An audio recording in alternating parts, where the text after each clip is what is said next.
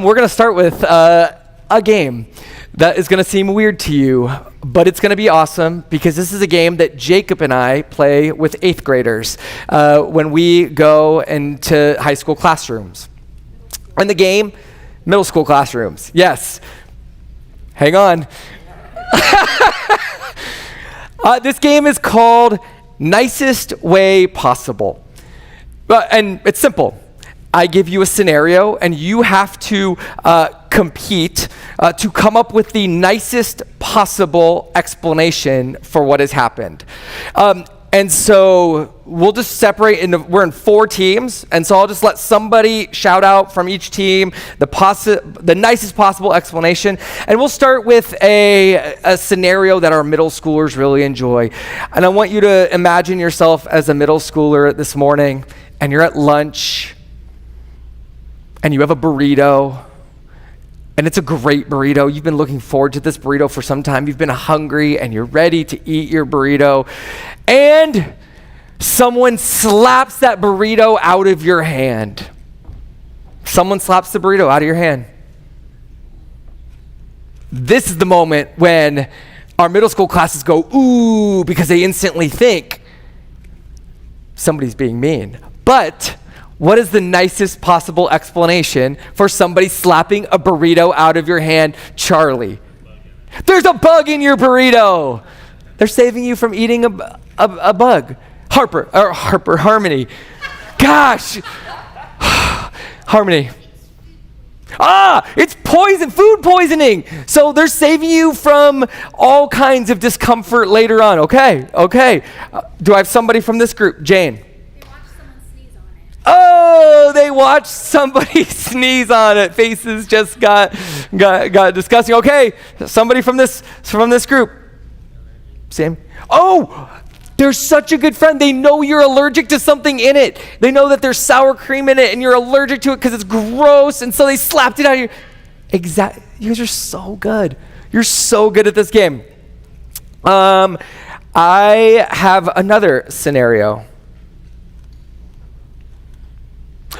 Worship has ended, and people are just hanging out, and you notice across the room, a couple people are looking your way, and one person points towards you, and everyone seems to laugh. Okay, nicest way possible. Let's start this side. Nicest way possible. Karen. Oh, you told a joke earlier, and they're telling it, and they're like, and they're all laughing because it's funny. Okay, great. Tom. There is a clown behind you. Fantastic. Jasmine. You're just weird. Okay. Yeah. And maybe you're weird, and you just own it, and you're like, yeah, you should be laughing at me. Okay. Nicest way possible. Somebody's pointing, a group of people are pointing and laughing. What do we got? Charles. Oh, they're talking about how happy they are every time they see you. Okay. Great job, guys. Yeah, this is the way this game works. With this game, Jacob and I, we are introducing to 8th graders an idea that there is a sort of default human programming that seems to be the result of sin and of hearts that are turned away from God. And the idea is that we naturally assume the worst about other people. We assume the worst about their actions. We assume the worst about their intentions. That's our default setting, so that when someone cuts you off in traffic, right, we just immediately think that this person is a selfish jerk. Instinct. That's the first thought. We rarely then move to a place of wondering if maybe the person is dealing with a medical emergency. We rarely play the game, nicest way possible. When our first instinct feels the most likely, they're a terrible person, obviously. Right? Psychologists, they continue to demonstrate through this through research that we naturally tend toward believing the worst about people. I wonder if you feel this to be true about your own life and our experience. However, even if this is true, it is possible for us to assume the best about why people do the things that they do. The thing is, it takes work. It takes a sort of reprogramming of our natural instincts. It's kind of like learning a second language.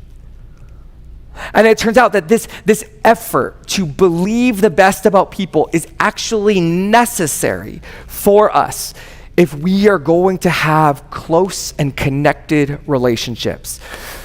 Psychologists, they talk about the temperature of our various connections in both long-term relationships and even when you meet someone for the first time, right? We can experience warm connections with people.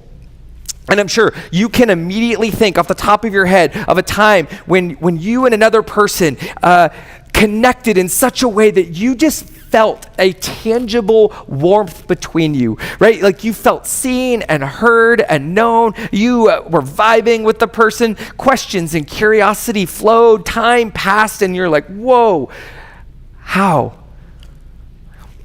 And connections can also be cold, right? You ever interact with somebody where you're just like, oh, there's nothing happening here. A couple months ago, Claudia and I were having a conversation, and it was on a Sunday morning, and I was pretty distracted. I had some stuff on my mind, and I needed to talk to somebody, and she could see me looking past her. And she gently called me on it, that I didn't seem to really be listening, at least not well. And I'm certain that day, Claudia walked away from our conversation feeling that connection had been cold. It turns out that our assumptions at the beginning of any connection are like a central ingredient for how we experience that connection.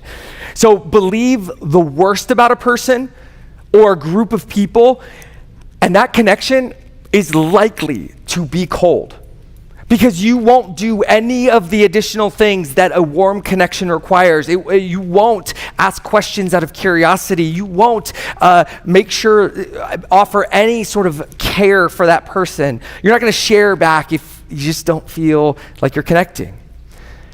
But assume the best about them, and the chances are much higher of this warm connection.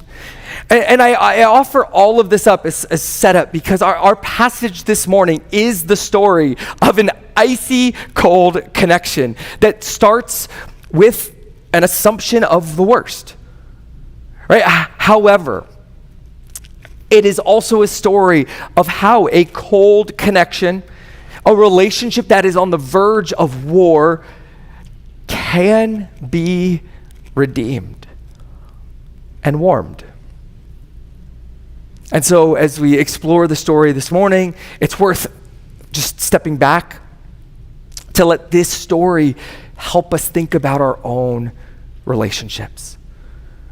To reflect for a bit on our own assumptions, the connections in our lives. And so a couple questions, where in your life, what relationships are you actually creating hostility and perhaps division through your assumptions, through assumptions that you are making about others, about the actions of others, about the intentions of others? And then where might you have an opportunity to change course and maybe help warm some of these colder relationships? So may we learn from our passage this morning how to see both of these in our own lives and our families and our communities. I'll give us a little bit of background to help this passage that that Brian and Carice just read for us sort of land. There are 12 tribes that make up the people of Israel. 2.5 of those tribes, you heard the names, Reuben and Gad, and half of Manasseh. At one point many years earlier, they asked God for land that was outside of the land that God had promised to his people. And so in some ways that was the beginning of a strained relationship between the 12. But God permitted these tribes to have this other land. But we see again and again that God allowing them to have this land doesn't stop the rest of Israel, the other 10.5 tribes, from treating these tribes as different, as others, as non-Israelites, outsiders. And yet, when we pick up the story this morning, these 2.5 tribes, they've actually spent the last 7 years at least fighting alongside their brothers in order to help them receive all that God had promised them. They have been right there in the trenches alongside them, supporting them, with them. And our passage, it actually opens with Joshua declaring the faithfulness of these 2.5 tribes. And we read, "You have kept all that Moses, the servant of Yahweh, commanded you, and obeyed my voice in all that I commanded you. You have not forsaken your brothers these many days, down to this day, but have been careful to keep the charge of Yahweh your God." What high praise from the leader of God's people. They have done everything right, and Joshua blesses them, and he sends them to return home, victorious and to rest. But there's this like cloud that hangs over our passage if you've been reading Joshua. But it's not because of anything the 2.5 tribes have done. The cloud actually hangs over the other 10.5. Because we might be like inclined to ask the question, why are Reuben, Gad, and the half tribe of Manasseh being sent home? They're only supposed to go home once the job is complete, once the land has been fully occupied. The job actually isn't done. Israel has not cleared the land. They have not driven all of God's enemies from the land. There is still more to be done. But the 10.5 tribes have given up. They have settled in. They have not kept all that Moses has commanded. They have not kept the charge of Yahweh. So, right, when they show up accusing the 2.5 tribes, notice that in the words of Jesus, they come with a pretty fat log in their eye as they try to take the speck out of their brothers. So with this backstory in place, right, just notice what happens in the story. The 2.5 tribes, I'm realizing that I have like a invisible map right here, and I keep pointing to here where they live. I don't know if this is but the 2.5 tribes, if you can picture a map that's not actually present, and that's probably backwards for where you're sitting. So these guys, They on their way back, they build this massive altar next to the Jordan River. And if you know anything about altars, they have a function, a normal function.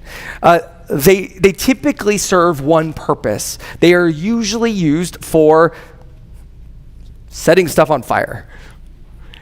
Burnt offerings, which might be meat, but could also be grain, or sacrifices of various kinds would be cooked. An altar is a large barbecue. And for God's people, they're not supposed to build bonus barbecues. There will be one barbecue for all of God's people, a central place where offerings and sacrifices are made. There is one people of God. And God has made it clear that all of his people will give offerings and make sacrifices from that one place. There's no side barbecues off because you don't like all the people at the main barbecue. There's just one barbecue, and we all use it. And so, the 10.5 tribes, they get word of this bonus barbecue being built, this altar, and they assume the normal usage for the altar. They immediately believe the worst. When the people of Israel heard it, the whole assembly of the people of Israel gathered at Shiloh to make war against them. A little extra background. Although an altar is commonly used to cook sacrifices, used for sacrifices, and it may have been totally reasonable to believe that that is why it was built, Israel actually has a fairly extensive history in their family and in their family stories of building a different kind of altar. And we will later hear the 2.5 tribes describing the altar not as a barbecue, but as a witness. They don't just make this up out of anywhere. They aren't just trying to get out of an accusation. They actually point to the fathers of Israel, the fathers of the 12 tribes. And they just say, we're just copying them. Abraham and Isaac and Jacob, the fathers of the faith, they made altars for Yahweh, but not as a place to give offerings and sacrifices, but these altars were usually to stand as reminders when they saw them of ways that Yahweh had shown up in their lives, of things that he had done. And so these altars were to be a witness. When you see this altar sitting there, it brings to mind the stories of all that God has done. This is how Abraham, Isaac, and Jacob use altars. And they're just saying, we're just doing what our fathers did before. But the 10.5 tribes, they don't take the time to step back and play the game nicest way possible. If only they had been in 8th grade at one point. Right? They just assume the motives of their brothers. And so these tribes, they just start planning for war. They send messengers who you sort of get the impression are there to announce, we're coming for you. It's interesting when you listen to what the messengers say, they don't ask a single question. They just accuse, right? What is this breach of faith that you have committed against the God of Israel? Okay, so you might notice that is a question, but it's like the worst kind of question, right? It is a question, but it's a leading question, right? It's the one that already has the answer assumed. The judgment has already been made. It's like asking somebody, why are you such a terrible person? Right? How do you answer that question? I'm not, wait, what? The messengers then compare their actions to previous Israelites who were destroyed for their sin and for their unfaithfulness. But it's also interesting how these messengers refer to themselves, right? They say, thus says the whole congregation of Yahweh. Do some math for me real quick. How many tribes are there? 12. Okay? These messengers are representing how many? 10.5. 9.5. Am I doing bad math? Oh my gosh. Nobody corrected me earlier? Well, thanks for listening past my bad math. However, the Levites might also be included in the 10.5. Yes, I'm not that wrong. I don't know how I just pulled off being wrong and not being wrong at the same time, but I'm moving on. So, right, but we're doing math here, and the math, there's 12 tribes. Do the messengers represent all 12 tribes? No. They represent the 9.5. Thank you. Wait, but they say whole. Can you hear what's happening? They're describing themselves and the others on this side as the whole people of God. They are announcing themselves as the true church, bringing an accusation against the others, the outsiders. Right? I mean, talk about assuming the worst. Like, their judgment has led them to see their own brothers as outsiders, as foreigners, or maybe it's the fact that they already saw their brothers as outsiders that made them refuse to believe the best about them. Either way, God's people are divided, and divided, the messengers, they make the accusation clear. The 2.5 tribes are building for themselves an altar other than the altar of Yahweh, our God. And this is a heavy accusation, if it's true. The 10.5 tribes, they're ready to go to war over it, which is ironic as you read this story, because the 10.5 tribes are clearly tired of war. They're done fighting. They're so tired of it that they've stopped doing what God has asked them to. They've stopped driving out the people that Yahweh asked them to. But they're not tired enough to then turn against their own family and war against them. Instead of facing God's enemies, they'd rather make enemies of their own brothers. And this is actually a thing that often happens when the church loses a sense of its mission.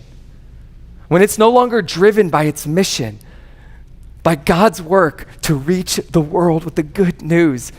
When we are no longer motivated by the mission, churches tend to start turning inwards and sniping at each other. There's a second deep irony in all of this. The book of Joshua, it comes together hundreds of years later after these events. The Israelites, they no longer exist as a nation at that point.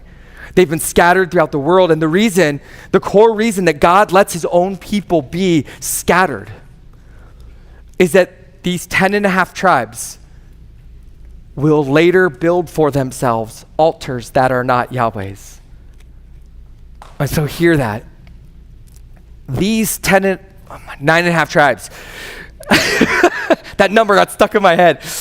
These tribes are accusing their brothers of doing the thing that they are going to wind up doing. It's all a mess.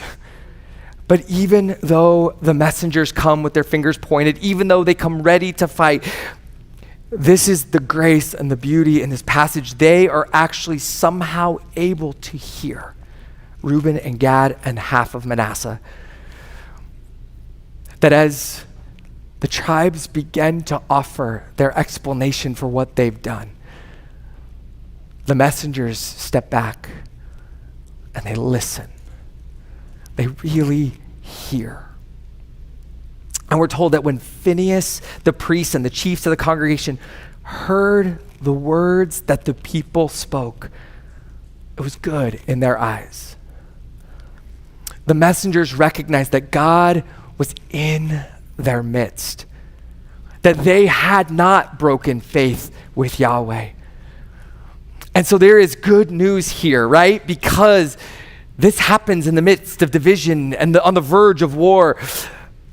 What starts as a cold connection, a connection leading to war, is transformed by the end of our story. The tribes might not have assumed the best about the 2.5. They may have created, right, a more tense and hostile situation, but that didn't mean it was too late to step back. It didn't mean it was too late for things to turn around. And so they stop and they actually listen and they realize what they've done and they listen with fresh ears and they really heard. And I guess I just want to suggest to you, in light of the questions I had you ask earlier, in the relationships where you are experiencing the most strife, where there is coldness marking the relationship, where there is division and hostility, I wonder how far hearing would go.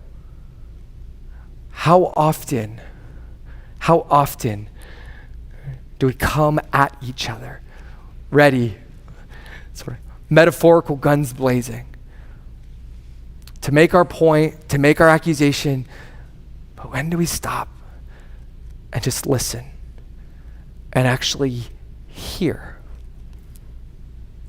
And one of the things that the messengers hear is that the 2.5 tribes, they've already been treated like outsiders, and they're nervous.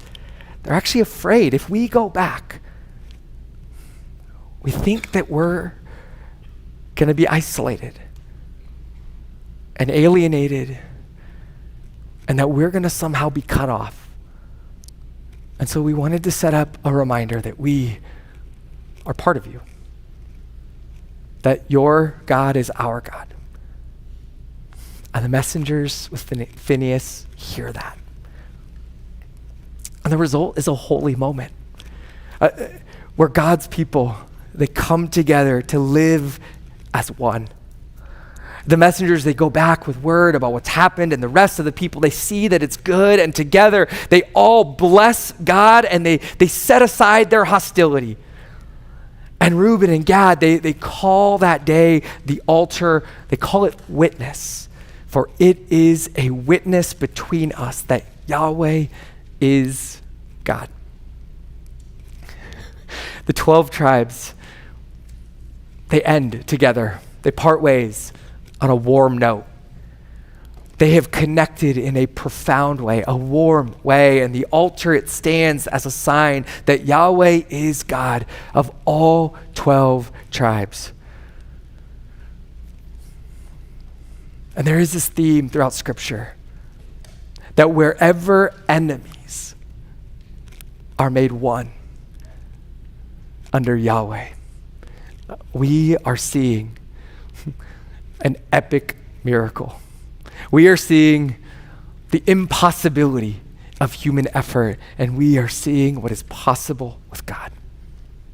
Whenever siblings truly hear each other and honor each other, the God who makes us one is seen and he is celebrated. Whenever peace is made and war is abandoned, the God of life is seen and celebrated.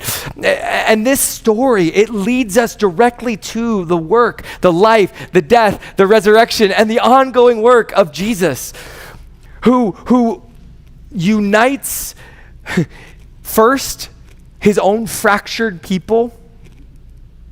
Jesus, the one who then unites Jews with Samaritans, those who were considered kind of like fake Jewish people, bitter historic enemies. He makes them one under him.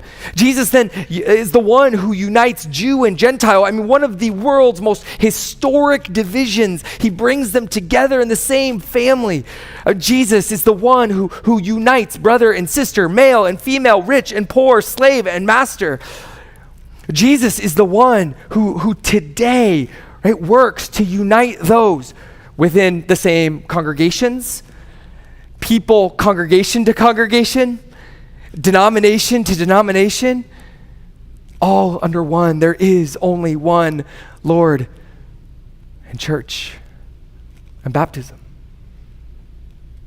Jesus shows us how to love as he has loved. He believed we were capable. Think about this from the very beginning. What assumption does Jesus make about us? He clearly doesn't believe we are irredeemable, which would be the worst possible assumption. No, he sees us as capable of being saved and transformed by him. And so he gives his life readily for us, so that we might be found, joined with him as one,